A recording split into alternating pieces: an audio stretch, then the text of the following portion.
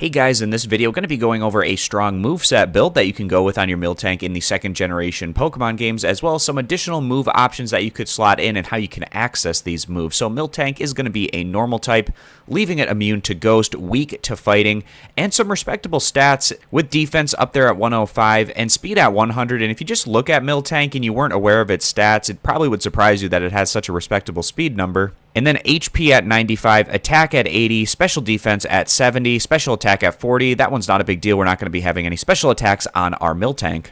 So going down and taking a look at the standard competitive build, and actually probably the easiest build that you're ever going to have on any Pokemon in a competitive situation, given the fact that all of these moves are learned through leveling up on Miltank, but I'll also give you some additional options of moves that you could slot in. But starting first here with Heal Bell, such an incredible move. It's going to cure the user and their party of status conditions. So for instance, if a member of your party was put to sleep or paralyzed or something such as that, you could switch them out, switch in Miltank, use Heal Bell, and then it would cure that Pokemon in your party of that status. And Miltank learns Heal Bell through leveling up, grabbing that one at level 53.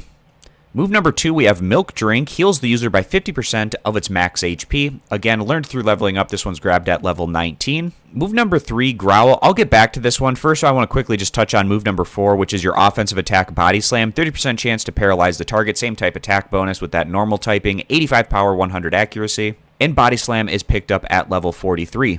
Move number 3, Growl. What this is going to do is it lowers the target's attack by 1. And this is mainly used in a competitive battling situation where you're going against another trainer. In the Gen 2 meta, the move Curse is very prevalent, which is going to boost attack and defense while sacrificing speed. If you have Growl, you can counteract the attack increases that your opposition is getting from Curse. And since Growl has a lot more power points than what Curse has, you can outlast the opposition with reducing their attack while they're gaining attack. And Growl is learned through leveling up, picking that one up at level 4. Now, if you're less concerned about this competitive battling situation where Growl is nice to have, and maybe you want another offensive option to slot in on your Miltank to get yourself some more diverse offensive options, I think you could slot in something like TM26 Earthquake, a ground type move, 100 power, 100 accuracy. And that TM for Earthquake is picked up over on Victory Road on the second floor in this northwestern plateau. And another offensive move that I think can make some sense is Seismic Toss, which is an egg move, and it's going to deal damage to the opposition, taking away from their hit points equal to your level.